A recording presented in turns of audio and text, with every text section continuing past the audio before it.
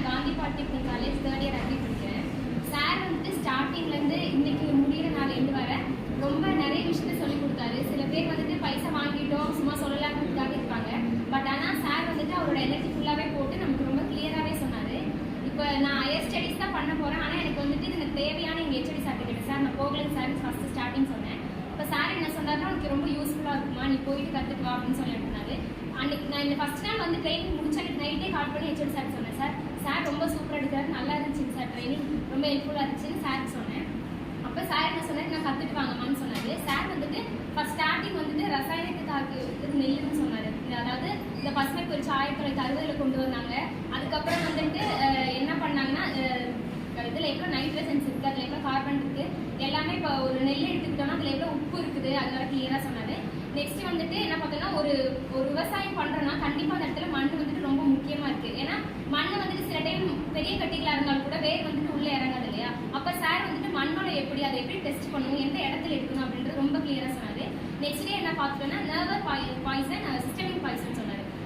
Nerve poison அப்படின்னா பார்த்துக்கிட்டிங்கன்னா ஒரு செடியோட நரம்பு மண்டலம் இருக்கு இல்லையா. இப்போ ஒரு இலை இருக்குதுன்னா அடியில் வந்துட்டு நரம்பு இருக்கும். அப்போ அந்த இடத்துல கூட இப்போ நம்ம அதில் மருந்து தெளிச்சோம்னா அது மூலியமாக சாப்பிட்ற பூச்சிங்கெல்லாம் கூட செத்து போகும். நெக்ஸ்ட் இப்போ அதிகமாக எது யூஸ் பண்ணுறாங்கன்னா சிஸ்டமிக் பாய்சன் தான் அதிகமாக நம்ம யூஸ் பண்ணிட்டு வரோம். அது என்னன்னா இப்போ சார் சொன்னாங்க இல்லையா, ஒரு தேனி வந்துட்டு அது மகரந்தத்தை வந்துட்டு இதாகும். அந்த இடத்துல வந்துட்டு எடுக்கும் போதே ஸ்டார்டிங்லேயே அது வந்துட்டு மயக்கம் அடைஞ்சிருச்சுன்னா அது நம்பி இருக்க அதோட குடும்பம் வந்துட்டு இதாகும்னு சொன்னாரு. அதாவது சிஸ்டமிக் பாய்சன் தான். சிஸ்டமிக் பாய்சனா வேரா இருக்கட்டும், தண்டா இருக்கட்டும், இலையா இருக்கட்டும், எல்லா இடத்துலையும் வந்துட்டு அது சைடு எஃபெக்ட் வந்து கண்டிப்பாக கொடுக்கும்.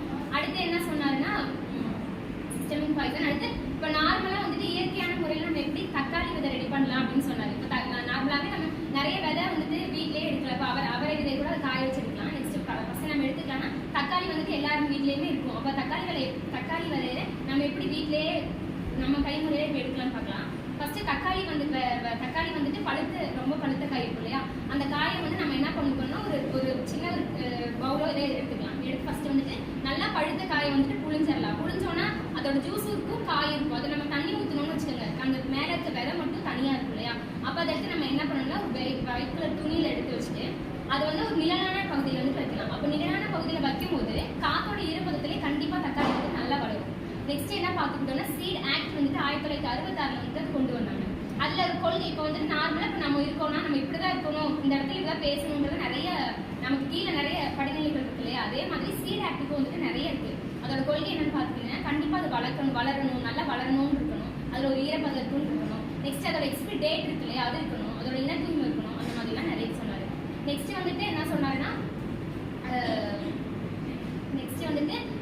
நம்ம நிறைய இயற்கை முறையில் வந்துட்டு நேற்று கூட ஃபீல்டில் கூப்பிட்டு போயிட்டு நமக்கு நிறைய உரம் தயாரிச்சோம் இல்லையா. அமுத கரைசலாக இருக்கட்டும், பஞ்சகவியமாக இருக்கட்டும், ஜீவாமிர்தமாக இருக்கட்டும், தேங்காய் கரைசல் அந்த மாதிரிலாம் பண்ணோம். நெக்ஸ்ட் வந்துட்டு திராட்சையை வச்சு கூட எளிய முறையில் நம்ம வந்து நிறைய இயற்கை முறை உரம் வந்துட்டு ரெடி பண்ணோம் இல்லையா. இப்போ நம்ம வீட்லேயே மாடி தோட்டம்லாம் இருந்தால் கூட நம்ம போயிட்டு வெளியே கடை எதுக்கு வாங்கணும், நம்மளே வந்துட்டு இயற்கையாக வரும். ஃபஸ்ட்டு வந்து நீங்கள் செஞ்சு சேல்ஸ் பண்ணுறதை விட ஃபஸ்ட்டு நீங்கள் பண்ணி பார்க்கலாம். நம்ம வீட்டில் நம்ம எவ்வளோ போயிட்டு எங்கள் வீட்லேயே வந்துட்டு விவசாயம் பெருப்பாக பண்ணுறாரு. இன்ன வரை இந்த குருடா, யூரியா, பொட்டாசியம் அந்த மாதிரிலாம் வாங்கி நிறைய கலந்து போடுவாங்க. பட் ஆனால் இப்போ சார் வந்துட்டு பஞ்சகவியம்னு சொன்னார். இதெல்லாம் எளிய முறையில் நம்மளே ரெடி பண்ணோம்னா கண்டிப்பாக டேஸ்ட்டாக இருக்கும்னு நினைக்கிறேன். இது நம்ம ரொம்ப யூஸ்ஃபுல்லாக இருந்துச்சு.